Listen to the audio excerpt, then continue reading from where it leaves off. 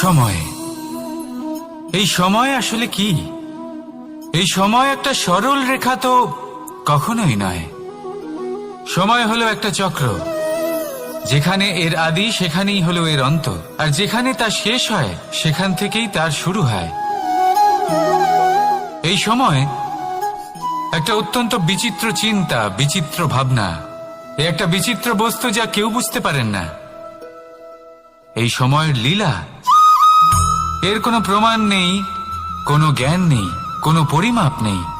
শুধু এটুকু আমরা জানতে পারি, যেখানে শেষ হবে সেখান থেকে একটা নতুন সূচনাও হবে। যা আজ আপনার কাছে আছে কাল অন্য কারোর কাছে যাবে, তারপরে তার কাছ থেকেও অন্য কারোর কাছে যাবে, তারপরে তার থেকেও ছিনিয়ে নেওয়া হবে।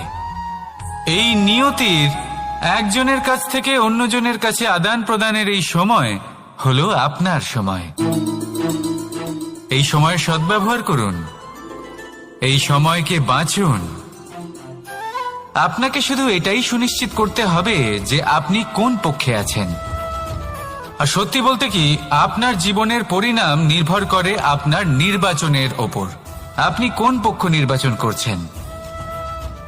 তাহলে মনে রাখবেন, জীবনে সেই পক্ষই নির্বাচন করবেন যা চয়ন করার পরে আপনি সুখ অনুভব করবেন, আপনি সন্তোষ লাভ করবেন, প্রসন্নতা লাভ করবেন। আর